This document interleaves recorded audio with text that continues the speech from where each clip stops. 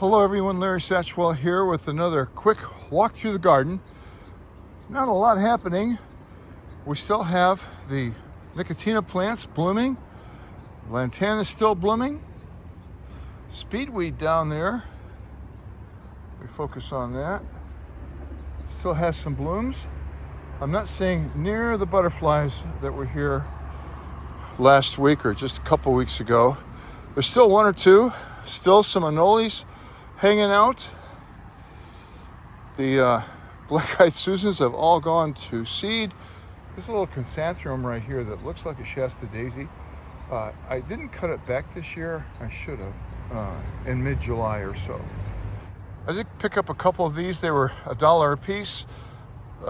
This one at Walmart, these two at Lowe's.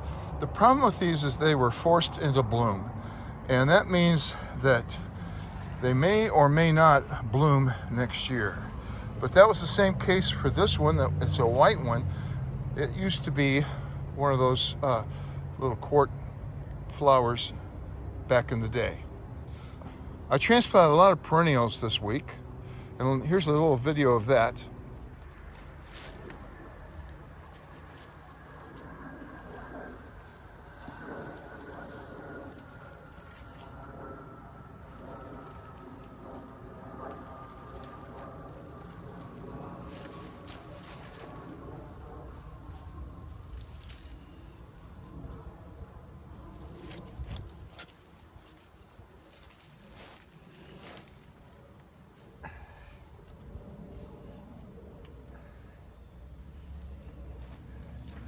I want to feature these more. They're kind of getting buried here by the strawberries, and I want to keep the strawberries, but I also want to keep these.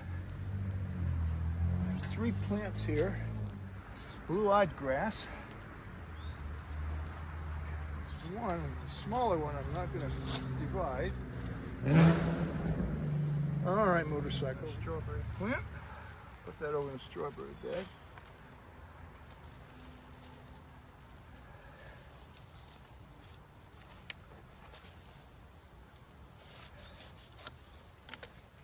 Mainly just in the spring. When they do bloom, they're really pretty.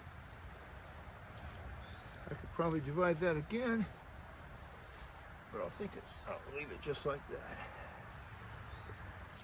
Boy, this ground's hard. We need rain. I moved this blue-eyed grass and was going to move the balloon flowers. I had no idea they had this kind of a root on them, but I've cleared out this area right here. And I've got 3 or 4 plants I want to put in there. I think that'll showcase them a lot better. They're kind of hidden up the hill. So that's where they're going to go. Boy, I'm glad I loosened up that soil. This is that Helolinium. I did put them closer together, and I was going to get rid of them. But then this one has a decent bloom. So I'm going to say that they maybe need a year to establish themselves. And we'll see past judgment next year. I've got some foam on the pond. I'm not sure exactly why. I need to get the water tested this week. I'm not real concerned with it right now, but I've got the net on, keeping most of the leaves off. We'll get that water tested and see what's happening there. Still have quite a few blooms. I visited my good friend JM this week. Brought back some plants. Here are some Mexican petunias he had growing. I put them right here, and I still have a couple of blooms. I thought they were done. This guy hasn't. He's looked just like this for a week, and this one has been blooming a week. Normally they bloom for a couple of days, but in this colder weather, I guess they bloom longer. So the Mandevilla, I think that's how you say it, hasn't kicked the dust yet.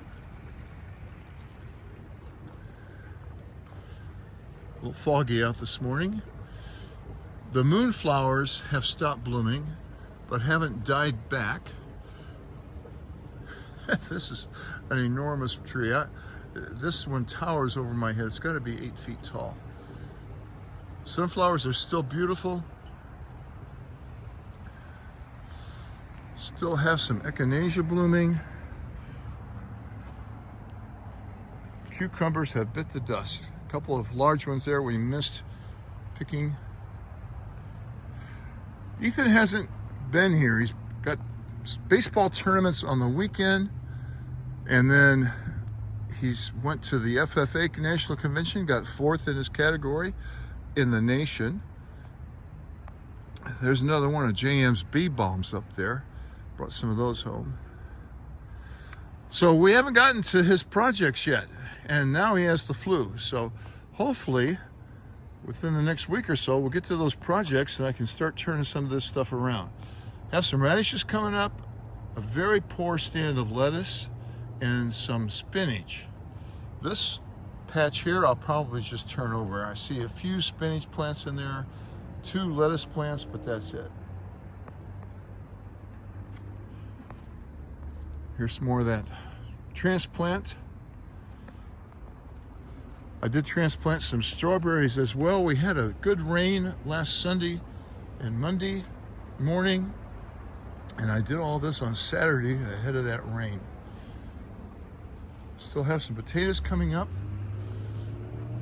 Oh, I wanted to ask you this.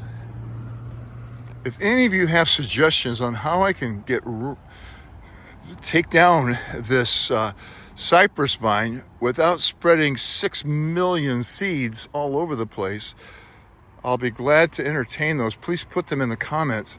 I think I need a massive flamethrower, but this blade in here on the windmill is cedar, and I gotta avoid that. While we're over here, I did cut back all of the lotus leaves, and I got this mess pretty much cleaned up. Did a video on that. I'll release that as soon as I finish all of those Stone Mountain Highland games. I've got more videos on that you can shake a stick at. I'm going to leave you this morning here with my persimmon pots, and I want to again thank Sue for doing that, and here's the video on how I planted those. Well, one of my viewers, Sue, was kind enough to send me some persimmon seeds, and she sent 23 of them. A couple of them, Sue, don't look so good, but I really appreciate it. I've got the best viewers, the most intelligent viewers of anybody on YouTube. So I've got 10 pots prepared here. I'm going to plant 10 of these today, and then I'm going to put 10 of them in the refrigerator for cold stratification. Persimmon seeds and other seeds like this and native wildflowers have this wonderful mechanism that I guess the good Lord gave them, that so they won't germinate prematurely, like late fall and then die over the winter. So it's called cold stratification, and I don't know exactly how many months of cold weather or under freezing conditions that the persimmon seeds need. So I'm going to put 10 of them back in the refrigerator at least until January. I'll check on them, because if they start to sprout, then I'll put them in a pot. But then I'm going to put these outside in the garden, keep them moist all winter long, and hopefully they'll, at least a few of them, will propagate next year. And they have to stay in this pot for a year. So you need to plant them 2 inches deep, and if I go up to my first knuckle on my pointer finger, that's 2 inches. I've compacted this soil so it's nice and firm in here, so I can get good seed contact. And that's just this simple.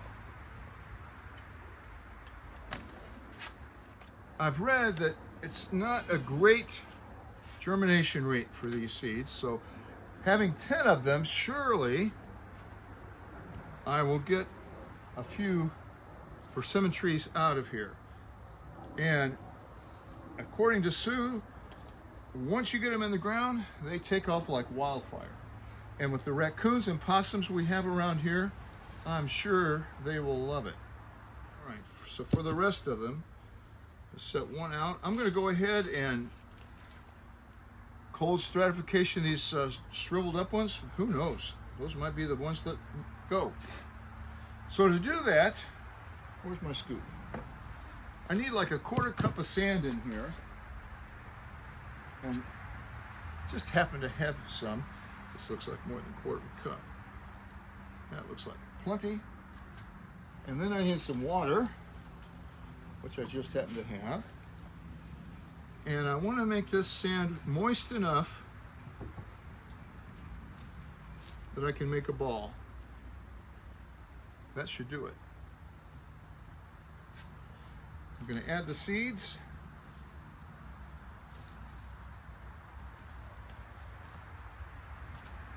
Stir them up. Let that plastic bag go. And then put them back into the bag Sue sent me.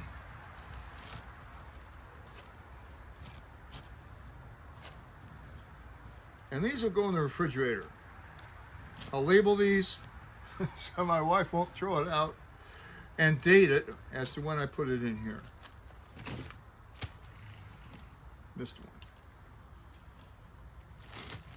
Get the air out of the bag. If you're still gardening and this late in the season, you are an avid gardener. If you've already put your garden away for the winter, just look at those seed catalogs and dream about next summer. Thanks for watching.